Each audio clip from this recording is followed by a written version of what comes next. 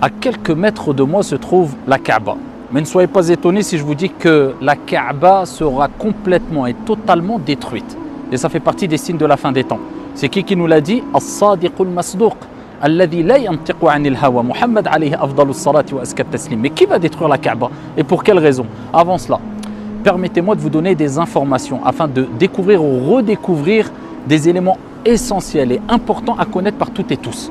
Déjà, la Kaaba, vous savez que c'est la première demeure, la première mosquée qui a été édifiée, construite.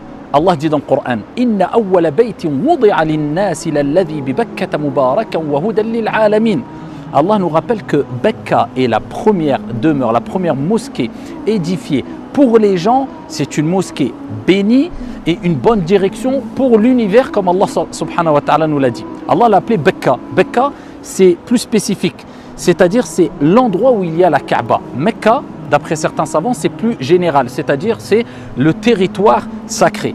Et Allah nous rappelle que c'est un endroit béni. Pourquoi? Parce que les bonnes actions sont multipliées. Et c'est la terre la plus aimée par Allah subhanahu wa ta'ala. Et c'est la Qibla, la direction pour tous les croyants et les croyantes dans le monde entier. Donc c'est un endroit extrêmement important puisque c'est l'endroit, comme j'ai dit précédemment, le plus aimé par Allah subhanahu wa ta'ala. Qui a construit la Kaaba? Quelle est la personne, la première personne, si c'est une personne qui a construit la Kaaba? Eh bien, d'après beaucoup de savants, ce sont les anges, al-Malaïka, qui ont construit la Kaaba. Quel honneur!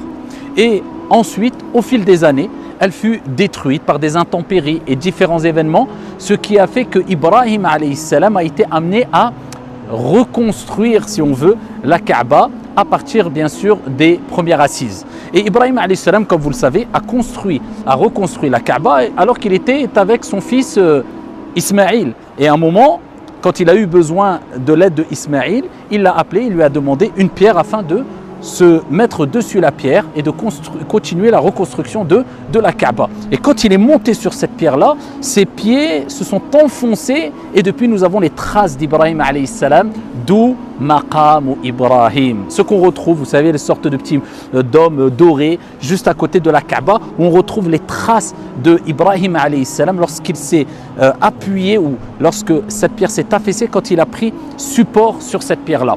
Alors, Maqam Ibrahim, quelques petites informations importantes, eh bien, était collé à la Kaaba. Ensuite, Omar ibn al-Khattab, question pratique, pour faciliter le tawaf autour de la Kaaba, a décidé de déplacer un peu Maqam Ibrahim, la station de Ibrahim. Donc, Ibrahim alayhi salam a reconstruit eh bien, la Kaaba. Ensuite, les années sont passées et elle fut dégradée plusieurs fois, la Kaaba, jusqu'à ce que, projetons-nous directement à l'époque des Quraysh, dans l'époque pré-islamique, dans le Jahili.